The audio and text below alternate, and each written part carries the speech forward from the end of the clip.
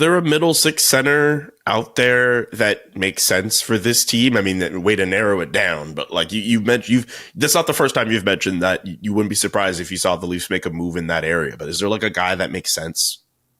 I don't have a name yet, and it's not because I'm skirting the question. I just think I get you. We have to wait to see exactly which teams become sellers. I mean, obviously if we're doing trade boards, we're already projecting, guys like Yanni Gourde, likely to be moved, I would say, by the Seattle Kraken, but not for sure.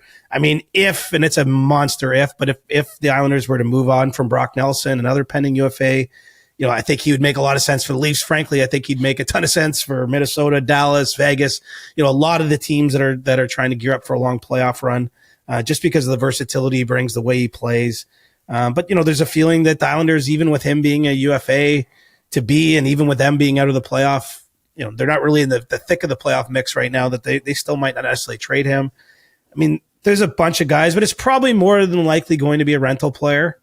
There's a world, maybe it's a guy with some term, but the Leafs really like Fraser Minton. And I think certainly by next season, they see him being one of their centers.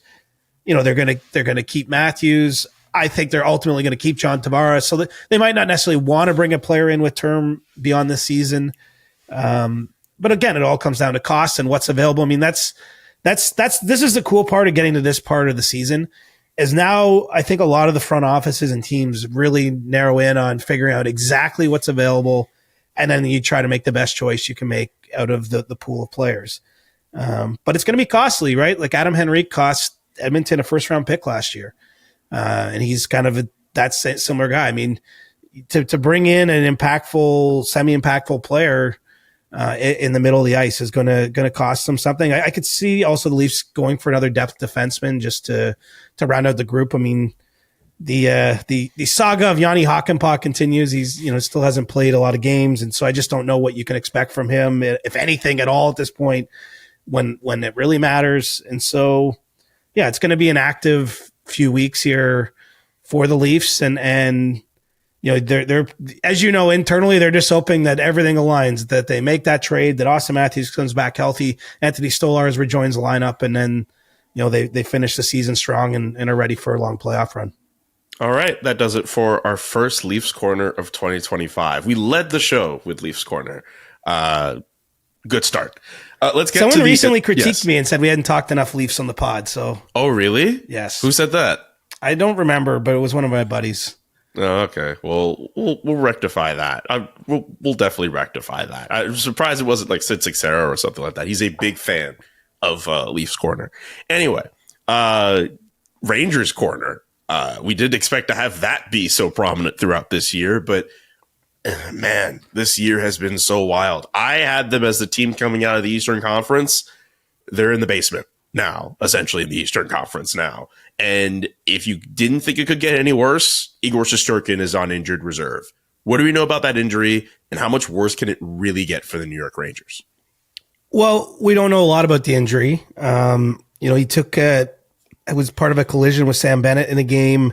Lindgren and Bennett were kind of tied up, and Bennett smashes into him. He gets placed on IR for now, which I guess is encouraging short term, that it's, IR is only a week-long stint where you have to be off the roster. It gives the team the flexibility to call up other players or another player. But I don't know the extent of what the situation is. But, I mean, I've almost run out of words on the Rangers, quite honestly. I mean, what have they won? Like 4 of 18 or 19 games back to November. It just feels as though it's a season where I can't imagine them getting it back on the rails. And I'll be the first to put up my hand and say I'm wrong if I'm wrong. I mean, I was writing off the Pittsburgh Penguins pretty early in this season, and they're, lo and behold, they've hung around the playoff race. So, I might end up being wrong about them. But with the Rangers, it's just hard to see the set of circumstances. Like, it's not like they're one move away from everything clicking again. It's not like they're a coaching change away from everything just being perfect. I mean, it feels deeper. And so, losing Shesterkin, who obviously is their MVP, their best player, it's tough. You only hope for them that it's a shorter term injury and they find a way through it. But there's just a lot of unrest in on Broadway there, and maybe they can flip a switch. Maybe this holiday, like a little holiday break. I don't know. It doesn't feel like that to me. Just kind of feels like this lost season.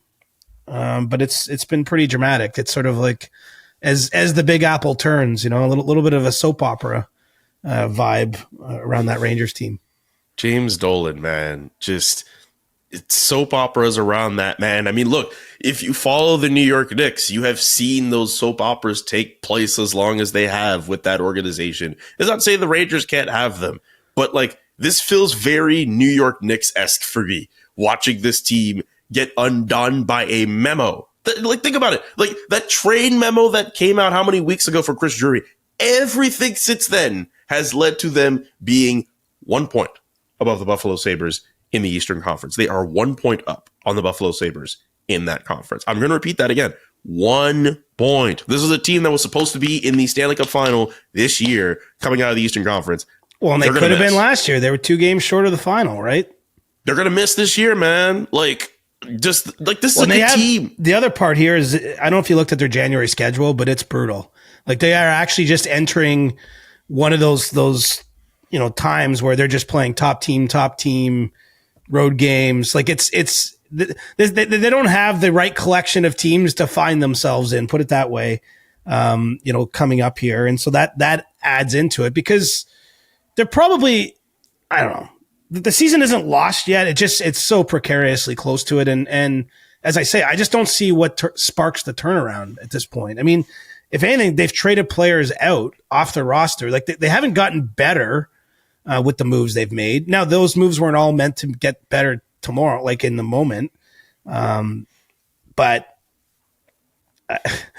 I'm sorry. Like I'm rarely lost for words on this pod. I'm a little lost for words when it comes to the Rangers, if I'm being honest. I don't know what to make of it. And I don't know where they go next, which is kind of, I think, what you want to, like, that's sort of the essence of the discussion, right? Is like, what could they do to right the ship? I mean, they might need to just blow up the ship and build a new one. I mean, if they continue on the course that they're on, maybe James Higgins looks really good in a blue shirt. I don't know. Maybe that's it. Maybe it's just getting a top 3 pick in the draft that helps. I don't know. I don't know if they can fall that far, can they? I mean, it's a good question. I don't know if they're that for. You're right. Like, I don't think it get that low, but no, they might get lucky. If you finish 6th last in the league, you could still, I think, move up to the number 1 pick, right? So 7 points from the drop. Chicago dead last at 26 points. 7 points. 7 points off. You need to go through a terrible January. Enough about Chicago. How much you want to go about Chicago? I don't have anything electrifying to say. Just they get the Winter Classic treatment there. It's kind of a big marquee, and it just puts the spotlight on how difficult the season has been. Like this was supposed to be a step forward. There's no way around it. I mean, they went and spent big in free agency, made off-season additions, talked about better insulating the Bedards and some of the other younger players, and they're really no better off through almost half a season now than where they were last year. And it's just a reminder.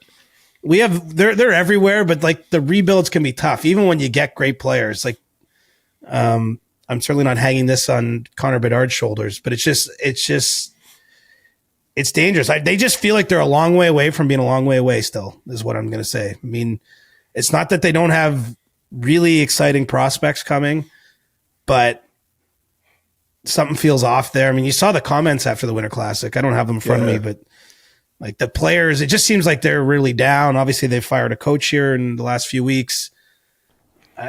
They're another organization looking for answers, and I don't think there are any obvious ones in front of them.